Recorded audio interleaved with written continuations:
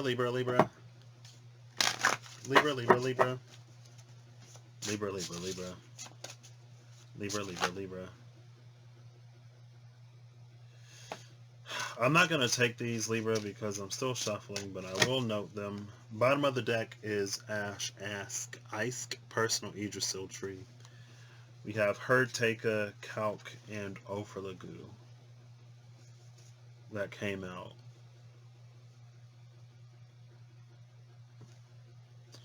So, this is a like attracts like energy. And when you're in an energy of heartache, heartbreak, some kind of, I want to say, emotional tear, you attract like energy to you with Ofrlagu. Because Ofrlagu comes after Stankness. And Stankness is like a test for compatibility in a way, energetic compatibility. So these are the things that you're energetically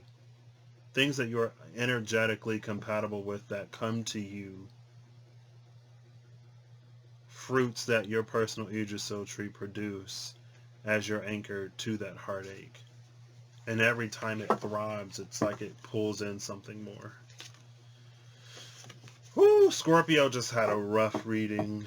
I hope it won't be the same for you. Sunstetta is the solstice rune. And when I was raking, Sunstetta is one of the runes that I raked back when it was a community rune. And there was something huge about, like, tell my story. Tell my story, tell my story. So again, it feels like pulling in energies to you. If you reach out from that place of heartache, then it's pulling energies to you that respond to, resonate with that heartache. You become the one that, in a way, can live out their story. But hopefully, if that is for you, Libra, then maybe, I don't want to say consider that, but an energy, a lot of energy is about resonance. So, yeah. All right, Libra, where are you taking me today? You'll notice that I don't have my God of War cloth map set up because I couldn't find it before filming this. And I figured, hey, just go with it. So, Libra.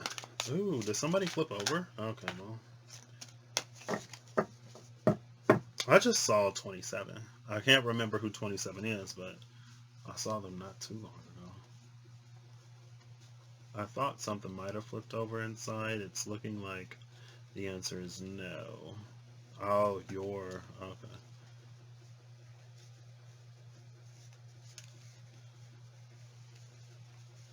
So you get quite a few rooms, Libra. Bottom of the deck is Day, Purged.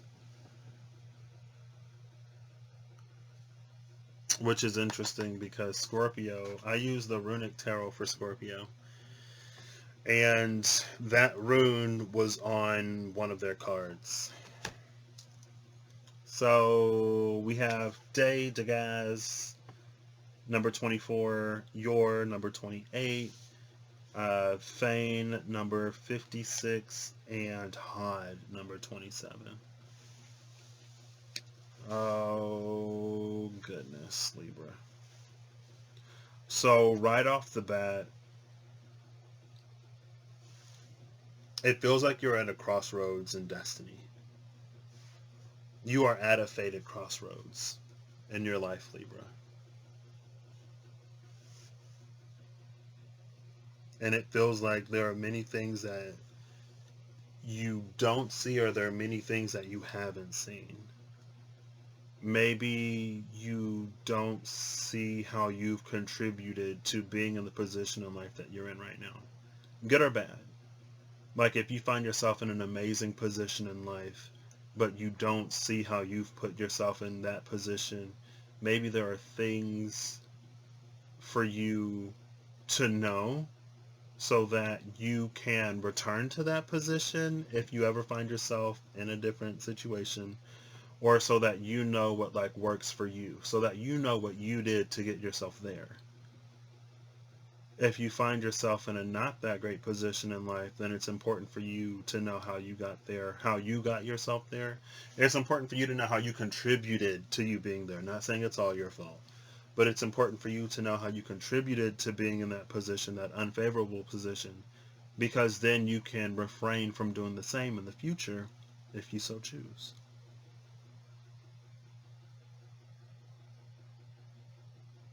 I think also outside of this, with Thane and Hod, maybe things are turning and spinning in a way that you don't see. So that could be like a Wheel of Fortune energy. It could be the coming day. It could be a day break with this day to guys card. But it's like you don't see it. Oh, I love this energy though. You see that? These like flams. I don't know if flam is a word. I don't know why I said flam. Maybe things are turning in a way that you don't see. Look, 9, 10, 11. Okay. 27, 56, 28. 27, 28. Didn't notice that. And then the 24 is here, 6. 6 is 9 in reverse. And because day, because of the rune of day, because it's symmetric, it feels like that can be like a flip or whatever.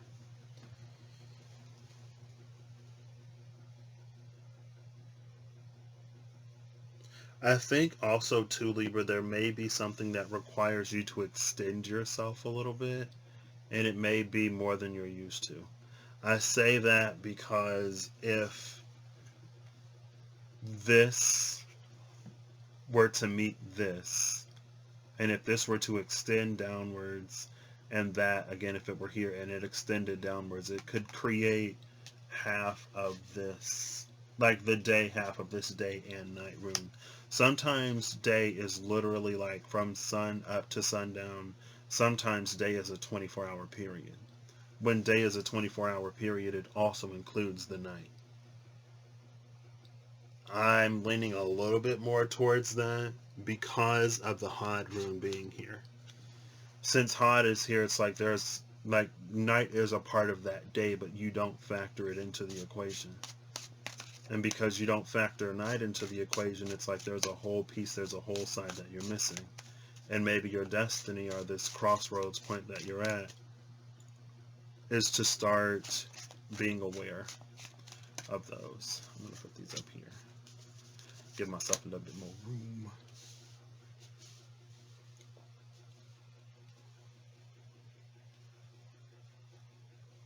Alright, Libra, let's see where we're going. Who wants to come out and lead this? If I had to guess, for some reason I'm feeling like Bragi. Or maybe Odin.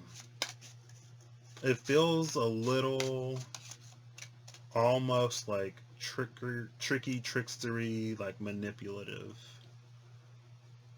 Not necessarily in an entirely malicious way, but it doesn't feel like a Loki manipulation for some reason. It feels more like Odin. Feels more like, maybe because the world serpent is here. Alright. I might use, oh, it's Thor. Oof. Thor and Jormungandr. Bottom of the deck is Ask, the first human man.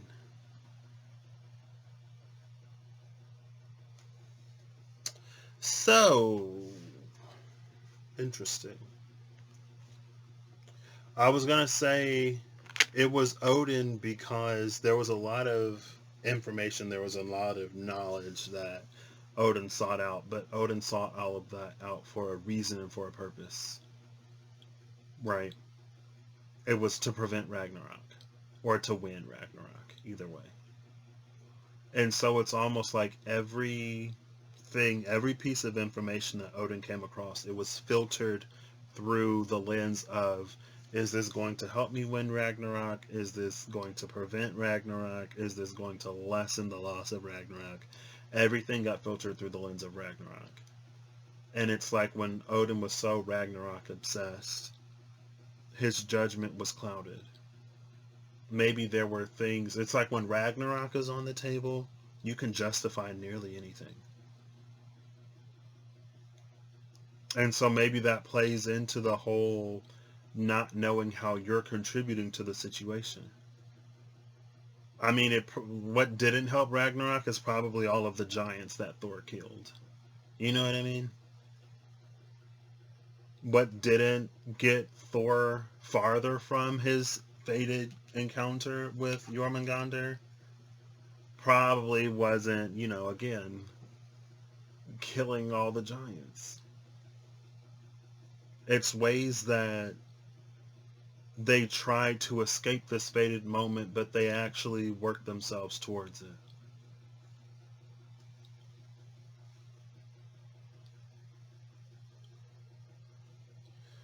Thor is strength, fertility, and protection. It's interesting because Scorpio got two gods, I guess, deities.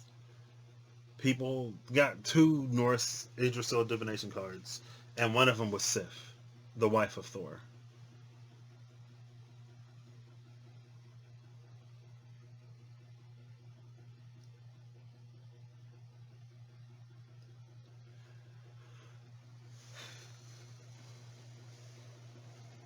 There's this energy, Libra, where it's like there's always another way. If you don't see it, it's because you choose not to. It's almost, again, like there's a false urgency. I don't want to say false urgency, but it's because of urgency that certain options seem so appealing or certain thoughts are so readily available. But with Degas being at the bottom of the deck, it's about breaking that. It's almost like you're at this fated crossroads where you can continue to be under the control of your fate, or where you can choose to create a new one. But you can't create a new fate if there are still things from the past that you didn't see. You can't do that again because it's like there are so many ways that you could be unknowingly leading yourself into the exact same situation. And that's what happens whenever we choose to be blind. So I use the Crow Tarot. Probably not a great idea if these are the Hunan and Munin. The crow are the ravens of Odin, because they see through things again through his eyes. Because the eye is basically just it's a recorder of information, but it's the brain that interprets. And when Odin has Ragnarok on the brain, you can see something in any kind of way. Oh, and then the devil comes out. Oh gosh, Libra.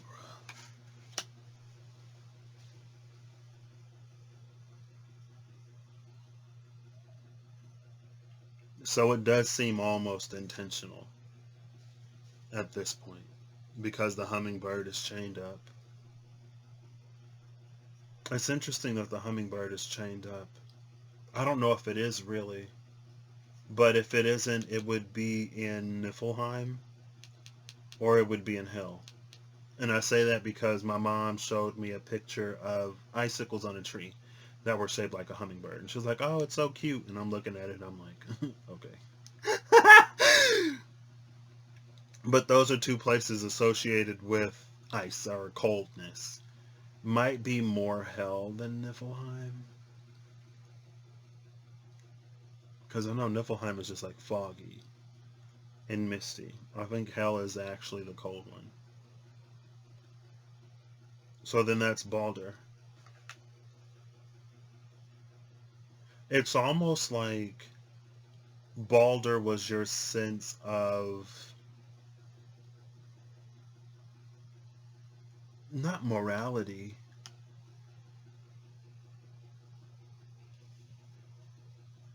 but it's like without Balder, it's easier to be deceived into becoming almost like your own undoing. And it's like if you experience a pain, or if you experience a hurt or a trauma that's great enough that gets you to like never trust anybody ever again, or to never be open and vulnerable with anybody ever again. When you chain up that hummingbird within you, and that part of you is no longer a part of the conversation, then it feels like it becomes easier for you to be deceived or tricked into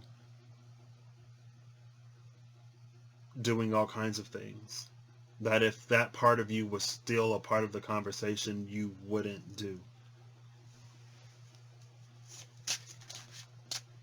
These are difficult so far. The Two of Swords.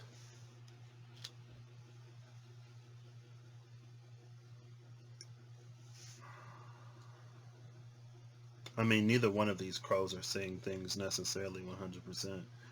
One of them has the mask, or is wearing the skull of Capricorn, I guess.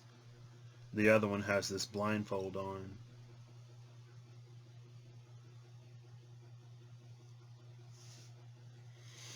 Let's get one more. Or two more.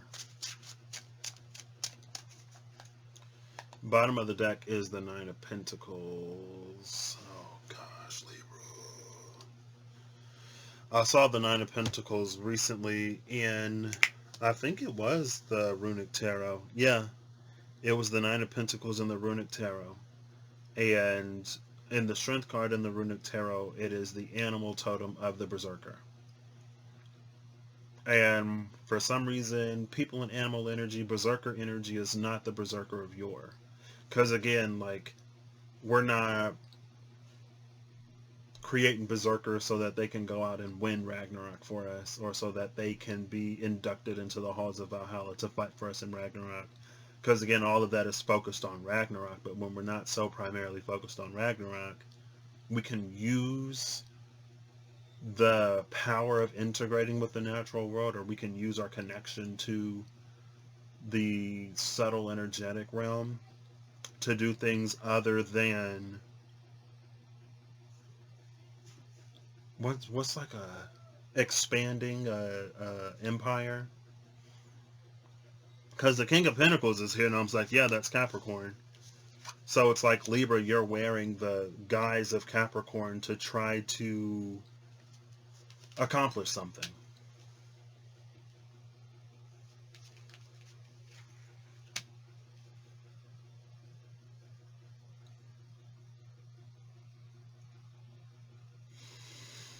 And then the Two of Cups is here.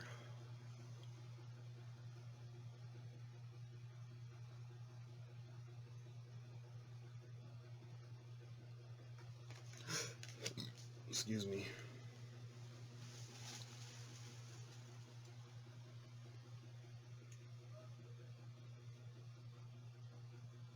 Maybe these are like two different energies. Like, there's the Devil Two of Swords way of being more Capricorn. And then there's this King of Pentacles Two of Cups way of being Capricorn. And again, none of the birds over here are blinded, or none of their faces are covered so they can see. The King of Pentacles actually looks forward to the future. But it looks forward to a future not in a way of trying to, again, like, overcome or win Ragnarok. The energy that we put forth in manifesting something and acquiring something, that's the energy that the thing is going to carry. We're filling the energetic vessel of that thing whenever we take a step, whenever we take an action, whenever we make a choice or decision with that thing in mind. And because we're energetically pouring into it, again, when it comes to us, when the cup is filled and we receive it, that's the exact energy it's going to have. So if you're like cutting corners, or if you're not considerate of all the people that you affect in the ways that you whatever, then that same like lack of consideration, like that is going to be what the energy holds when that day comes. And again, that's Thor, right? All the giant blood that he spilled and all kinds of stuff, it's like blood is paid in blood. I kind of want another one, but I don't. Let's see. We'll see.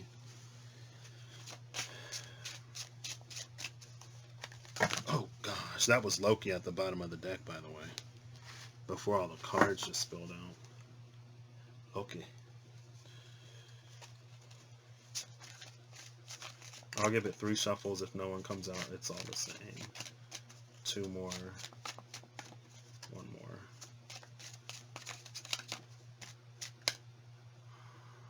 Actually, I want to pull one. I don't have a title card here. Brock. Brock was the one who... part of the Holder brothers. Oh, gosh. Cards just falling all over the place. Brock, again, the first human male. Verdandi, the future. Okay, yeah, we're going to take all these. A card fell off over here. Where's my phone? I need a flashlight to find these rogue cards. And I know one of them, for some reason, this card keeps falling off. And it's like no card under it slides. I don't get it. Skadi. So, in addition to Sif, the wife of Thor in the Scorpio read, Njordur, the husband of Skadi, came out. So it's interesting to see that the husband of the wife and the wife of the husband make an appearance here. I love that Skadi made an appearance, though, because this is that new Berserker energy.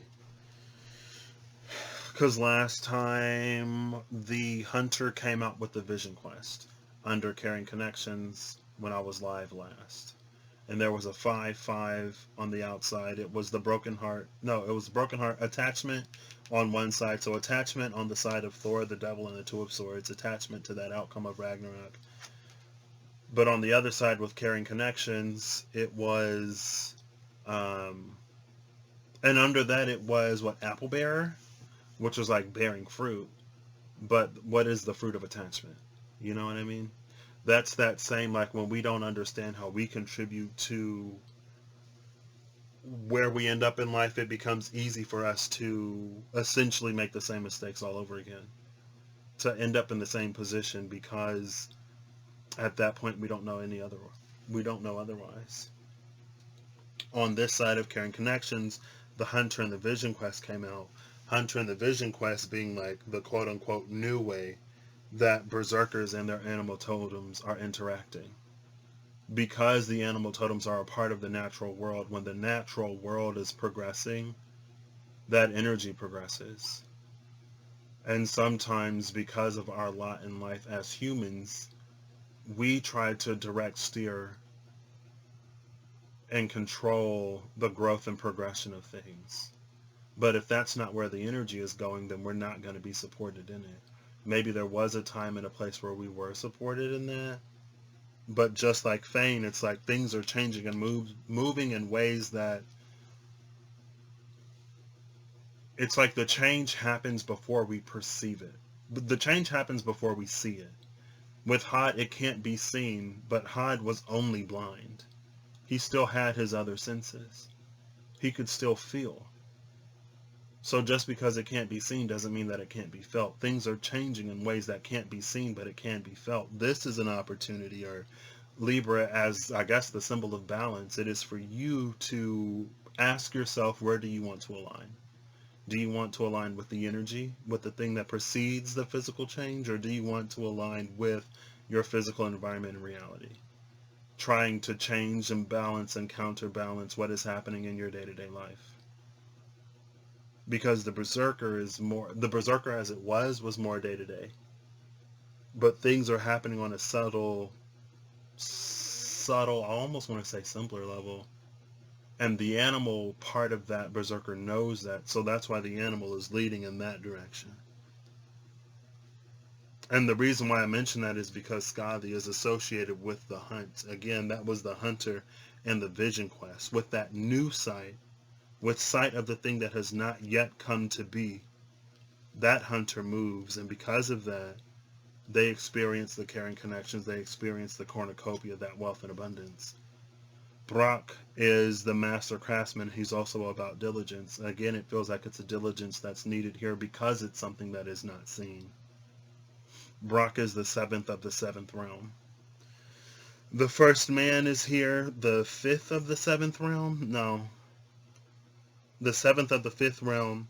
Verdandi is here, the second of the seventh realm. And Skadi is here, the seventh of the fourth realm. All of these, either they're from realm 7 or they are the seventh of their realm. And I was watching Legacies, it makes me think of the seventh daughter of the seventh daughter is a muse. The muse is one who inspires someone, the muse is one who inspires someone to create what is not yet in existence, but the energy of that thing is very much palpable. It's just asking for a vessel to be available, to be filled by it, and then to birth it.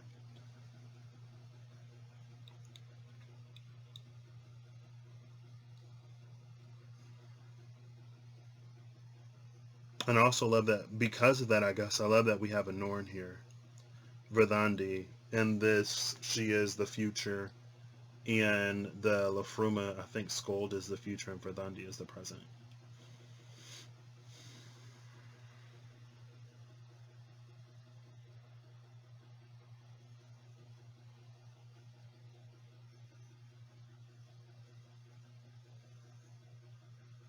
And here's that begin Bjorken rune again.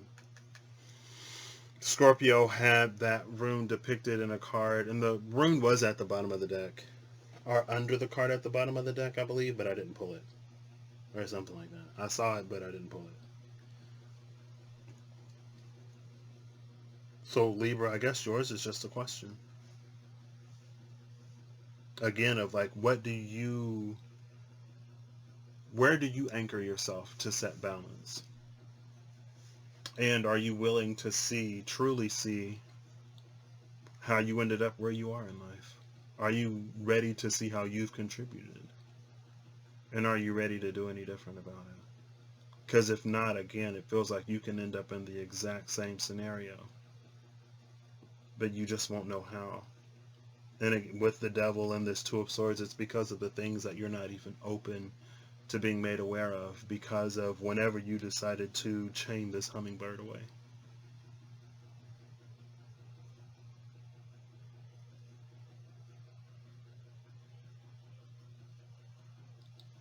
What I like about Skadi is we see her in the snow with the polar bear.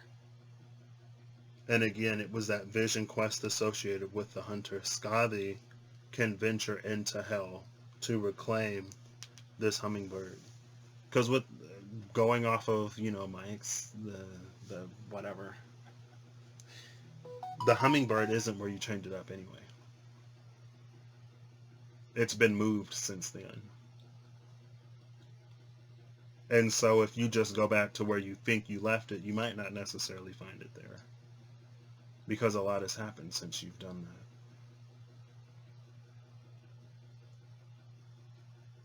But if you truly desire, I guess it's also a question of like, what do you desire the most? And are you willing to, yeah, it's weird because it's like, it is what do you desire the most, but it's also like, are you willing to be blind to everything outside of your desire?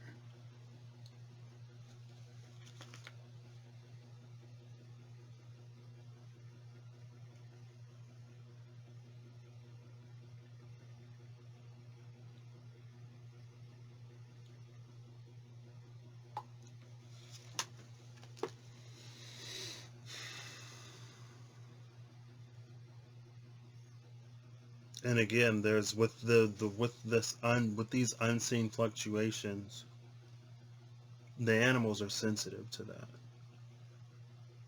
But again, it's like it's a whole new way to interface and interact for berserkers, because now they're not using the ferocity of those animals, and if they are using the ferocity of those animals, it's not in the same ways.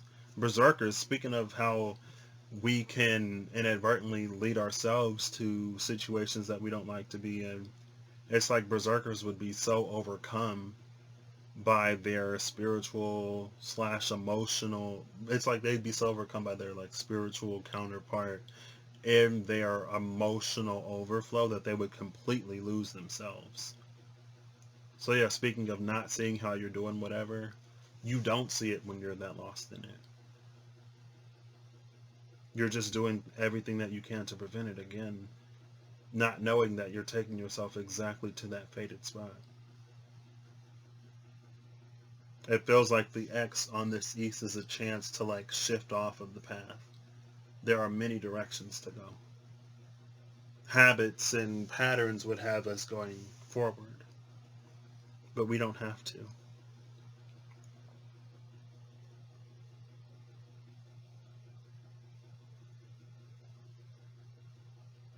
But Skadi is also ambition. And again, with all these sevens, literally every one that came out over here is the seventh.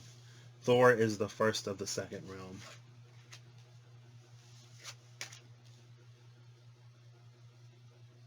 Seven being that spiritual number, but it's a number of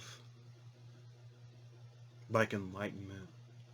It's a number with seeing what was previously unseen, with beginning to know what was previously unknown, diving into the subtle, diving into the causes rather than being so driven by trying to avoid an effect.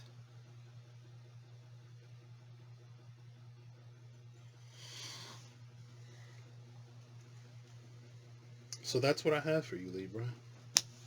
There is no conclusion to this because you are the one who decides. It's your actions that decide your fate.